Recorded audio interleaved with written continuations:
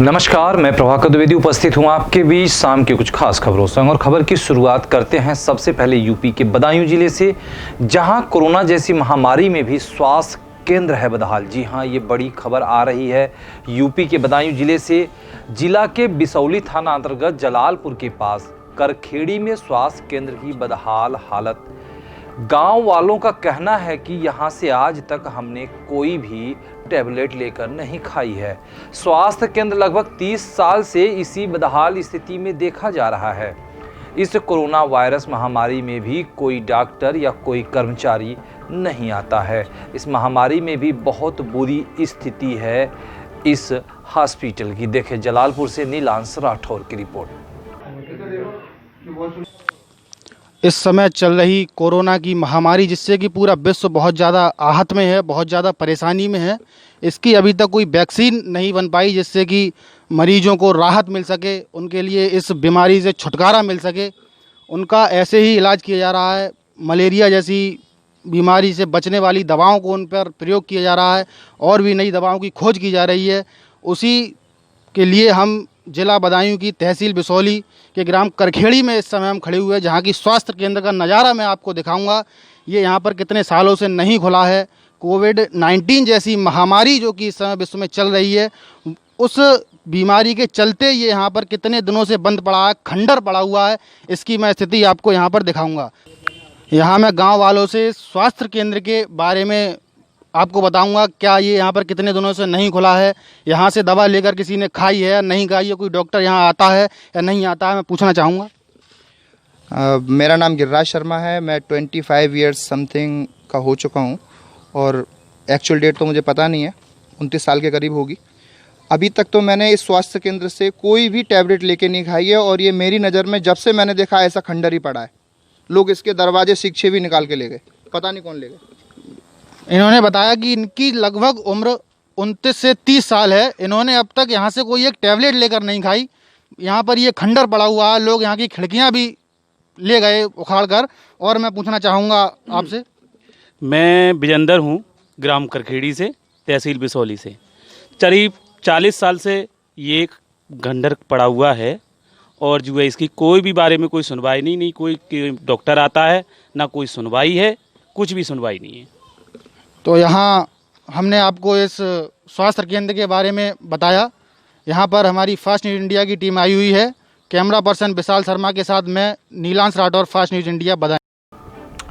अगली खबर उत्तराखंड से आ रही है, जहां वायफ एवं बजाज ऑटो लिमिटेड ने किया है पशु शिविर का आयोजन। जी हां, ऊधम सिंह नगर जिला के नानक मत्ता थाना के ग्राम पंचायत एचता में वायफ एवं बजाज ऑटो लिमिटेड द्वारा ग्राम पंचायत एचता में पशु स्वास्थ्य शिविर एवं कोरोना वायरस बचाव संबंधित सुझाव और दवा वितरण करने का शिविर किया गया है।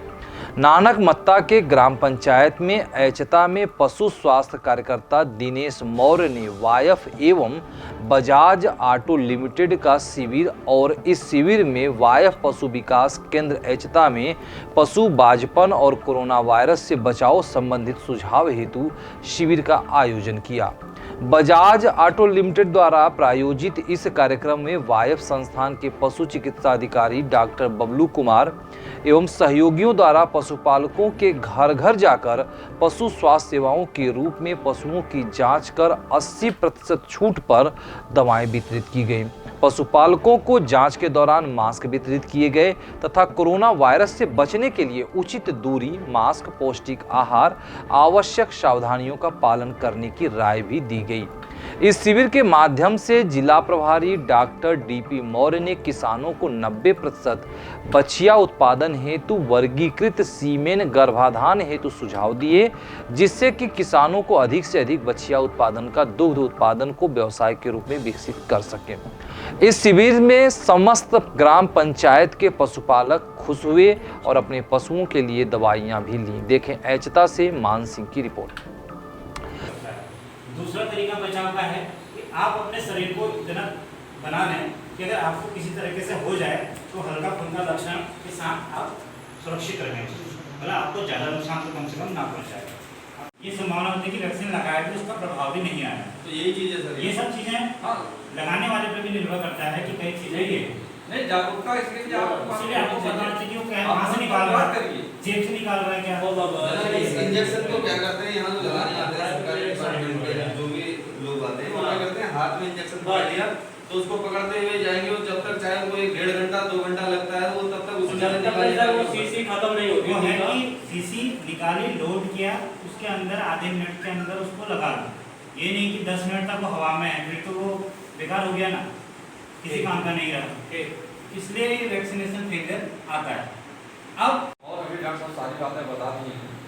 अभी जो चारे की बात आई, अभी आप नवंबर में जो है वसीम और क्या लगाएंगे, जय वसीम जय और एक घास आई है मक्खन का। अगली खबर मध्य प्रदेश से है, जहां भीम आर्मी पार्टी द्वारा निकाली गई है रैली। जी हां, उज्जैन जिले के नागला तहसील में भीम आर्मी पार्टी के प्रदेश प्रभारी सुनील अस्ते द्वारा नागदा में आरक्षण की नई सूची को लागू करने तथा दलित अत्याचार हो रहे अन्याय के खिलाफ प्रदेश के हर स्तर पर ज्ञापन के माध्यम से प्रशासन को अवगत कराया जाएगा। अगर दलित अत्याचार नहीं रुका तो भीम आर्मी इसके खिलाफ आंदोलन करेगी। इस मौके पर भीम आर्मी के प्रदेश उपाध्यक्ष दूले सिंह रावण, संभाग उपाध्यक्ष राकेश कुमार बामड़िया, संभागीय महासचिव सलमान शाह, जिला अध्यक्ष रवि गुजराती आदि उपस्थित रहे। देखिए उज्जैन से इंदर परमार की रिपोर्ट। आपका रुझान है उसके लिए? ये षड्यंत्रकारी जो सरकार है ना, जब जब भीम आर्मी वाले आंदोलन करते हैं तो कोई ना कोई बहाना ले लेते हैं। हमारी पूरी प्लानिंग थी कि बड़ा आंदोलन करेंगे, लेकिन तैयारी करते करते लॉकडाउन आ गया। प्रशासन का मैंने पालन करा।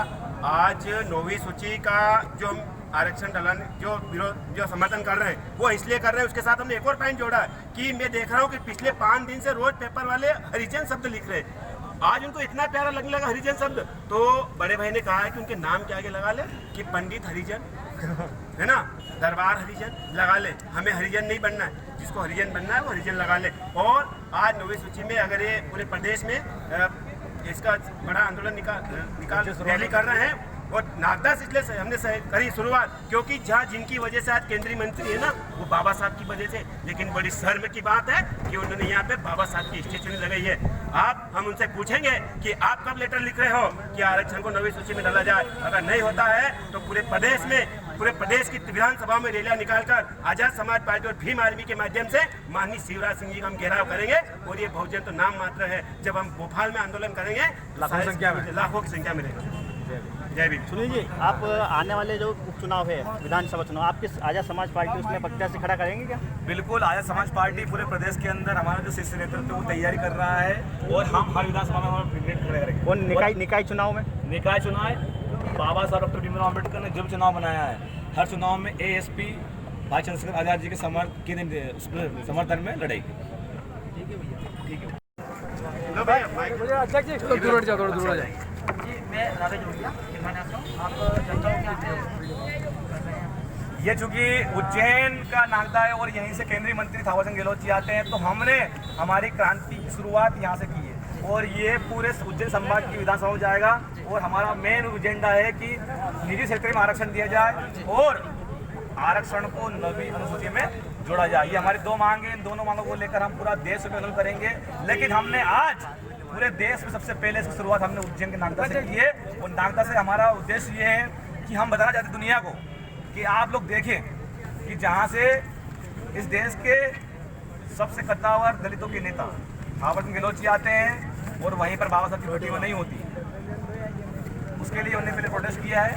तो बाबा साहब की प्रतिमा नहीं है यहाँ पर, यह भी शर्म की बात है। और यहीं से हमने चुना चूँकि उज्जैन पूरे विश्व का SC ST OBC SC का शेड्यूल कास्ट का गढ़ है और यहीं से हम चाहते हैं कि इस प्रकार की क्रांति पैदा हो। तो आरक्षण को 9वीं अनुसूची में डलवाने के लिए, निजी क्षेत्र में संवैधानिक आरक्षण को दिलवाने के लिए अगर हमें किसी हद तक जाना पड़ा हम जाएंगे। इस प्रोटेस्ट के माध्यम से ये हमने आगाज किया क्रांति का। और ये क्रांति मैं बता दूं, आज आप 22 जुलाई जो बाबा साहब डॉक्टर भीमराव अम्बेडकर ने, और हमने 22 जुलाई इसलिए चुना हमने कि 22 जुलाई को बाबा साहब डॉक्टर भीमराव अम्बेडकर ने तिरंगे के अंदर बहुजनों की शान अशोक चक्र लगवाया था। तो हमने बाबा साहब ने अशोक चक्र लगवाया था, इसलिए हमने आज का दिन चुना। और ये 22 जुलाई 2020 इतिहास के पन्नों में दर्ज होने वाली है। और यहाँ से 9 की अनुसूची और निजी क्षेत्रीय आरक्षण की जो नींव है वो जाकर आगे जाकर एक बड़ा बदल देगी। धन्यवाद। जय भीम, जय भारत। रकम वापस मांगने पर दी जान से मारने की और झूठे मुकदमे में फंसाने की धमकी। जी हां, ये खबर है पीलीभीत जिला के सुनगढ़ी थाना स्थित क्षेत्र का, जहां देनदार ने लेनदार द्वारा रुपए वापस मांगने पर उल्टा लेनदार को ही झूठे मुकदमे में फंसाने और जान से मारने की धमकी दी है। मोहल्ला थाना सिंह निवासी भद्रपाल गंगवार ने बीसलपुर निवासी कृष्ण कुमार मौर्य को कुछ समय पहले 1,75,000 रुपए उधार दिए थे, जिस पर कृष्ण कुमार मौर्य ने जल्द पैसा वापस करने की बात करते हुए एक चेक भी उतनी ही रकम का दिया था।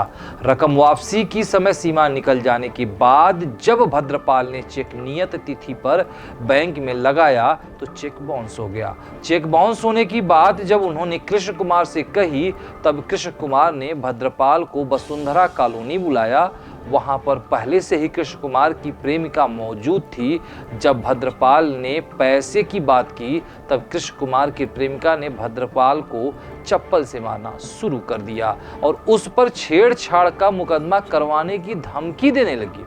वहीं कृष्ण कुमार भी मौके पर भद्रपाल को पीटने लगा।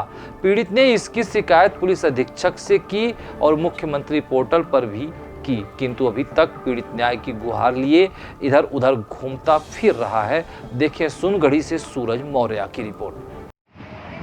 क्या नाम है आपका? मेरा नाम भद्रपाल गंगवार। अच्छा, क्या समस्या है आपका? मेरी समस्या है श्री कृष्ण मौर्य और उसके जो है साथ में रहती है अर्चना, उन दोनों ने पैसे ठग दिए। अच्छा, कितना पैसा ठगा है? 2 लाख श्री कृष्ण मौर्य ने, 50,000 रुपये जो है अर्चना ने। अच्छा, ये कहाँ के रहने वाले हैं तुम? श्री कृष्ण मौर्य जसोली दिवाली का रहने वाला है, तहसील बीसलपुर, और अर्चना जो है बल्लमगढ़ कॉलोनी रहने वाली है। अच्छा अच्छा, तो ये श्री कृष्ण मौर्य करता क्या है? ये केवल ठगी का काम करता, कुछ नहीं, हर जगह दलाली ही है, कोई काम नहीं करता। इससे पहले पुलिस में आपने कहीं शिकायत की है? हमने थाना सुनगढ़ी में की, सीओ सिटी के यहाँ की, पुलिस अधीक्षक के यहाँ की, लेकिन कहीं किसी ने कोई कार्रवाई नहीं। अच्छा, थाने में आप देने गए थे, उसके बाद आप गए थे कभी तो पूछा आपने, क्या कोई कार्रवाई हुई नहीं हुई? हाँ, हमने पूछा भी था, तो वो लोग जो बोले कि अब इसके खिलाफ कार्रवाई हमारे संभव नहीं। अच्छा, मतलब उन्होंने क्या कहा इस संबंध में? क्या उनकी क्या है, उनके इधर से क्या प्रक्रिया मिली? गए थे पुलिस वाले उसके यहाँ या नहीं गए? ना, उसके यहाँ पुलिस वाले नहीं गए, क्योंकि वो उसके पुलिस वाले यहाँ बैठता उठता रहता है, सेटिंग चलती रहती है। अच्छा, अच्छा, वो क्या करता है? वो करता क्या है? उसका पेशा क्या है? फ्रॉडी बनता है या और कोई? फ्रॉडी का कोई काम ही नहीं करता है। गाँव में जमीन थोड़ी है, लेकिन उसके पिता जोड़ते हैं, इसे दी नहीं है, इसका काम फ्रॉड के अलावा कोई काम ही नहीं है। अच्छा, उस पर क्या पहले से भी कोई केस उस हैं दर्ज या नहीं? हाँ, उस पर कई केस है। ये तो पिछले साल 500 रेट लगाया था, और उसके अलावा 6-7 साल पहले से कई केस उसके थाने में दर्ज है। चलिए ठीक है। अगली खबर यूपी से है, जहां छत से गिरने से बुजुर्ग की मौत हो गई है। खबर आगरा जिला के पिनाहट थाना के गांव कुकथरी से है। छत पर बैठे युवक के हाथ के नीचे की दीवार की ईंट खिसककर गिर जाने से जमीन पर गिरकर बुजुर्ग की मौत हो गई। कुकथरी निवासी प्रदीप समाधिया पुत्र रामप्रकाश समाधिया उम्र करीब 55 वर्ष शुक्रवार को दोपहर करीब 2 बजे अपनी छत की दीवार पर बैठे थे और एक हाथ दीवार रखा था। प्रत्यक्षदर्शियों के अनुसार दीवार की ईंटों पर हाथ लगाए उसी हाथ के सहारे बैठे थे। ईंट पर अधिक भार आ जाने के कारण ईंट उखड़ गई और नीचे गिर गई, जिसके साथ ही प्रदीप भी नीचे खड़ंजे पर गिर गए, जिससे उनके सिर में गंभीर चोट लग गई। परिजन तत्काल उपचार हेतु आगरा की ओर लेकर दौड़े, किंतु रास्ते में ही उन्होंने दम तोड़ दिया। वहीं मौत की सूचना से घर में मातम छा गया। परिजनों ने देर शाम तक शव का अंतिम संस्कार किया। देखिए आगरा से विद्या राम की रिपोर्ट। आगरा के थाना पिनाहट के गांव कुकथरी में छत पर बैठे युवक के हाथ में नीचे की दीवार की ईंट खिसक जाने से जमीन पर गिरकर बुजुर्ग की। इस बुलेटिन में खबरें बस यहीं तक। जल्द हाजिर होंगे कुछ खास खबरों संग। कहीं न जाएं, क्योंकि यहाँ होती है हर खबर पर नजर। नमस्कार।